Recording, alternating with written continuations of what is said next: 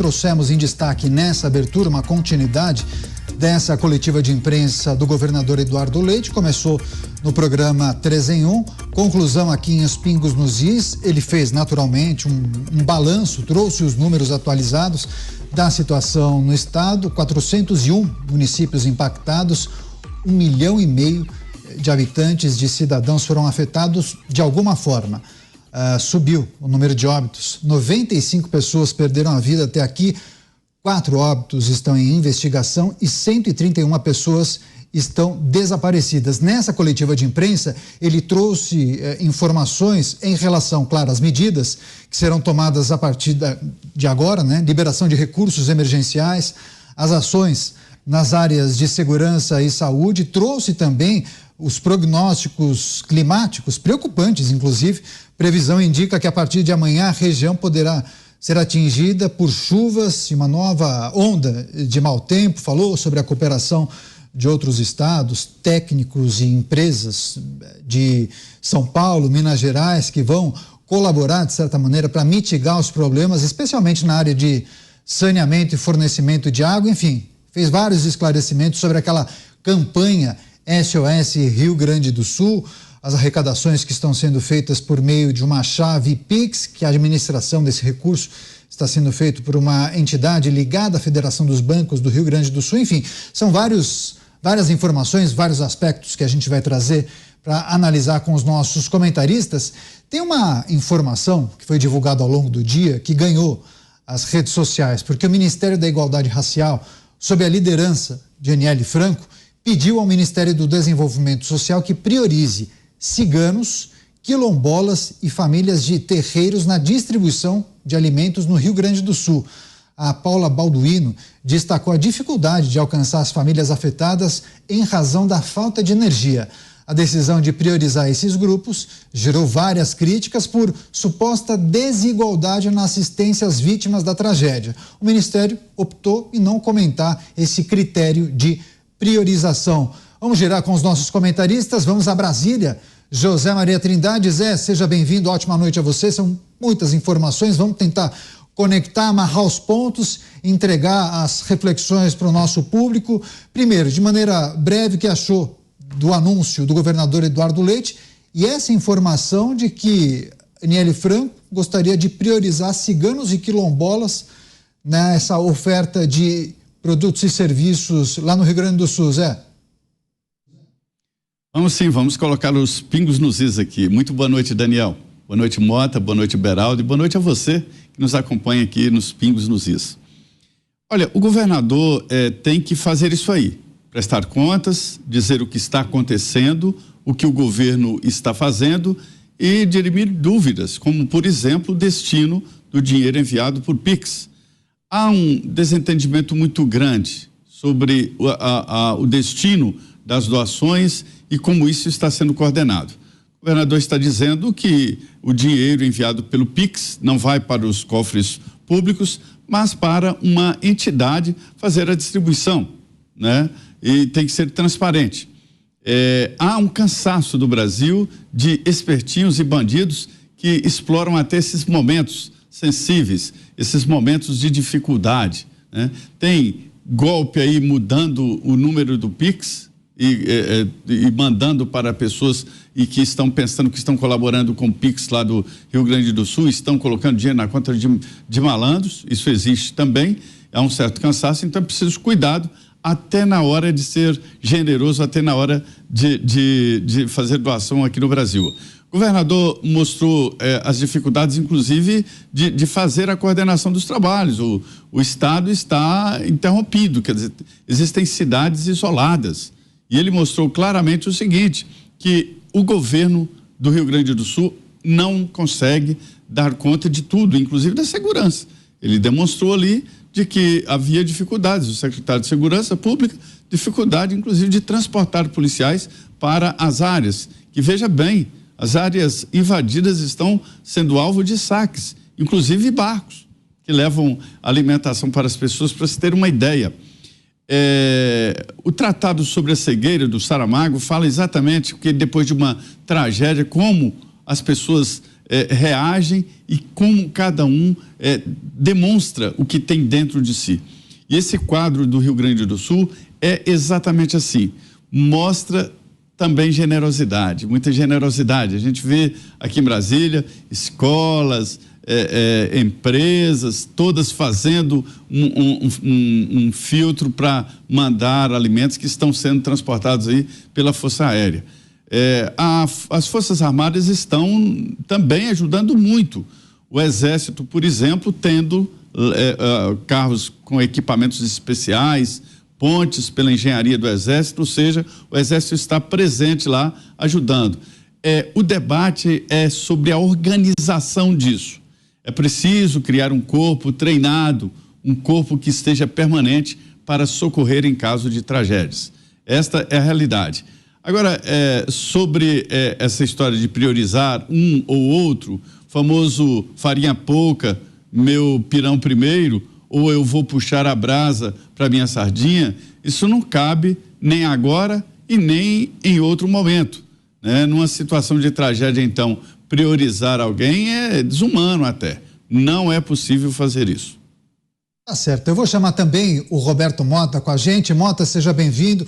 Uma ótima noite a você. Pudemos acompanhar boa parte desse pronunciamento / coletiva de imprensa do governador Eduardo Leite, falando também das ações na área de segurança pública. Um jornalista questionou em relação aos muitos saques que estão sendo registrados, inclusive alguns flagrados por câmeras de celular e compartilhados nas redes, e o secretário de Segurança Pública informando um reforço, inclusive, na área da segurança pública em algumas regiões específicas, sobretudo onde há grandes hipermercados na capital, sobretudo, do estado. Mota, o que é preciso considerar, o que mais lhe chamou a atenção desse conjunto de medidas anunciado pelo governador Eduardo Leite? Caniato, as primeiras medidas que os políticos geralmente tomam diante de uma catástrofe são vestir o coletinho da Defesa Civil, atualizar a foto do perfil nas redes sociais e reclamar da falta de verba. Eu conversei com muita gente ao longo do dia hoje sobre o Rio Grande do Sul. Boa noite para você, boa noite para os meus colegas, boa noite para a audiência. Eu ouvi histórias terríveis sobre o que está acontecendo no Rio Grande do Sul. Essa situação é catastrófica e com o potencial de piorar bastante. Há um grande número de desabrigados, um colapso na infraestrutura de comunicações, inclusive de comunicações de segurança. O Centro de Processamento de Dados do Estado está fora do ar. Então, a própria Justiça não tem comunicação nesse momento. A polícia também foi afetada. Há muitas áreas que estão completamente isoladas. E há uma percepção, um entendimento de que essa situação ainda vai durar durante muito tempo. Muitas pessoas se recusam a sair de casa, estão se colocando em situação de grave risco justamente pelo medo de saques. Eu escutei relatos de várias pessoas que testemunharam saques, né? Uma situação como essa, ela traz o que há de melhor e o que há de pior no ser humano.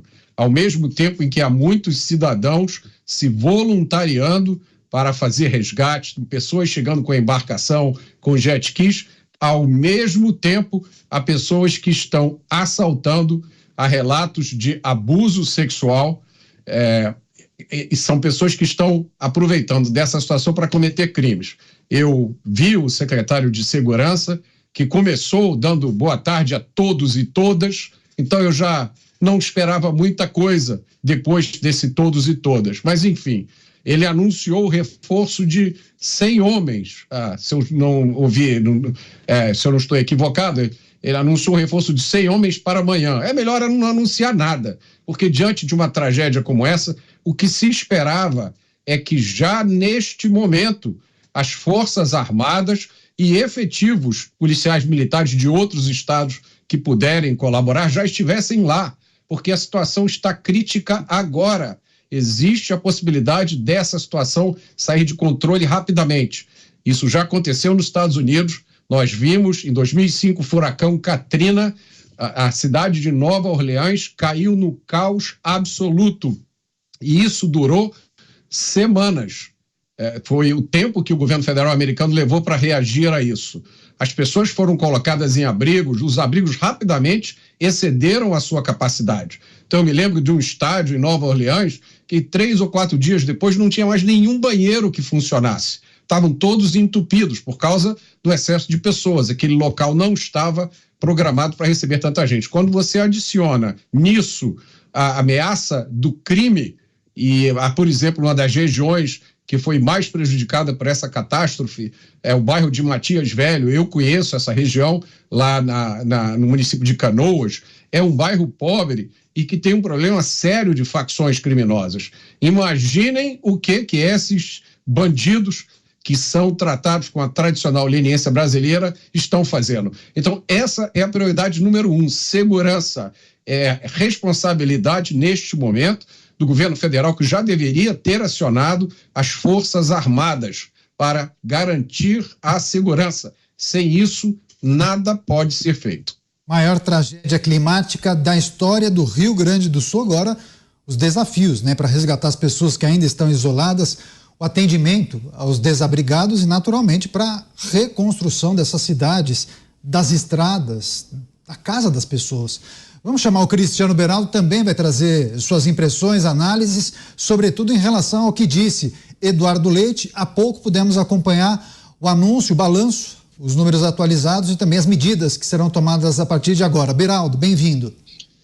Obrigado, Caniato.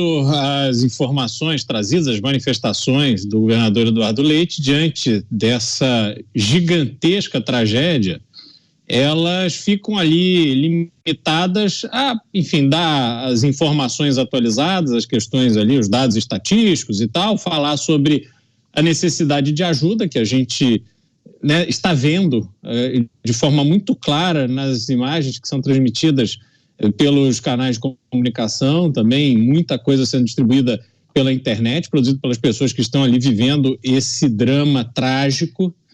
Mas esse cenário que a gente vem acompanhando, quem está nos acompanhando por imagem, vê uma área completamente alagada, uma pessoa andando de jet ski ao lado de caminhões que estão ali com água pela metade das suas caçambas. Isso tudo, esse cenário devastador, ele nos traz aqui exemplos em vários aspectos do nosso subdesenvolvimento como país e como sociedade.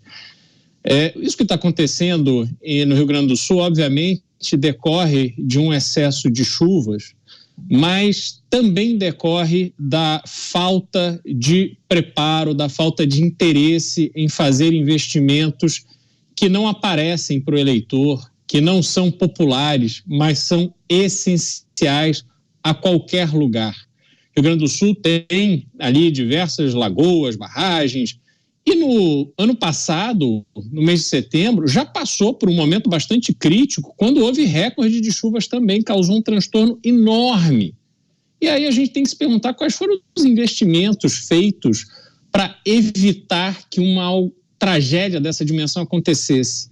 Porque tudo isso que a gente está vendo, a engenharia no mundo já tem respostas muito objetivas para se evitar algo dessa dimensão.